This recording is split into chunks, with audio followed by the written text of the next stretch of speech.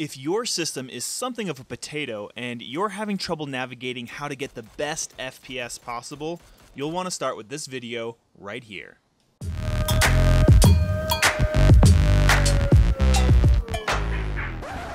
Hey guys, welcome back. Mike here with Things You Might Like, and I have a super fast video today, and it goes along with all of the other FPS guides that are out there, and there are a ton of them.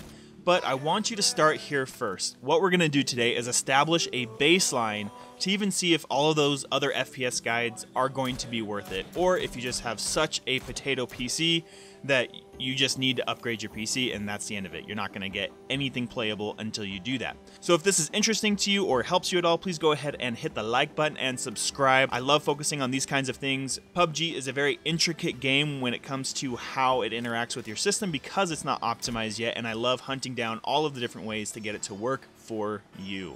So with that out of the way, let's jump right into it. And it's really straightforward. Like I said, guys, we're going to hop into settings, and you probably noticed that mine looks pretty terrible.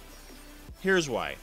If you are struggling with your frames per second, this is where I want you to start with your settings before doing all those other fine-tuning guides. And if you're still not getting anything close to that 30 FPS, then you might want to just look into some hardware. I mean, that's just how it goes. Now, I have mine set to 2560 by 1440, but I actually want you to start at 1280 by 720. Okay? Start 1280 by 720. Screen scale, set that to 90, and then everything very low. This should be your baseline.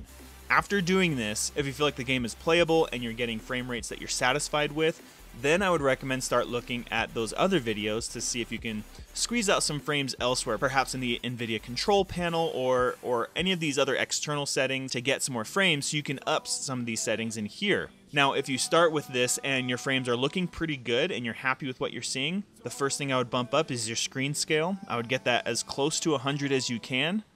And if you can get it to 100, the next thing I would bump up is the anti-aliasing. I would try to get that to ultra.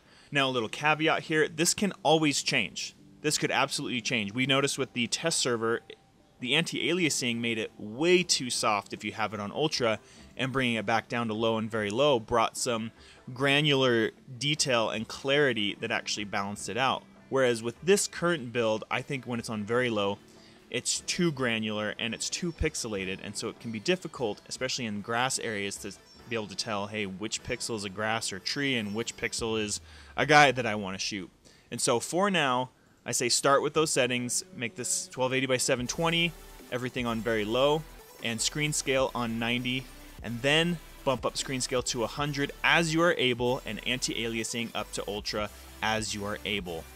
If you can do this, then go and start doing all of those other FPS guides.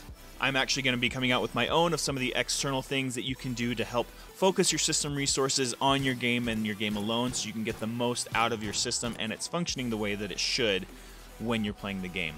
But for now, guys, that was really it. I hope it helps you out. Let me know in the comments below if this helped you out and kind of got you going. I'm in a bunch of communities on Facebook and people are constantly asking, what settings should I do? Where should I start? I'm getting terrible FPS. And so that's the point of this video. It's meant to be a foundation. Start here and then start working on the other stuff. Those are the settings that are going to be the most important. If you like this, again, go ahead and hit the like button and subscribe, or you can check out one of my other videos that I've got right here. This is Mike with Things You Might Like, and I will see you guys with my next cool thing.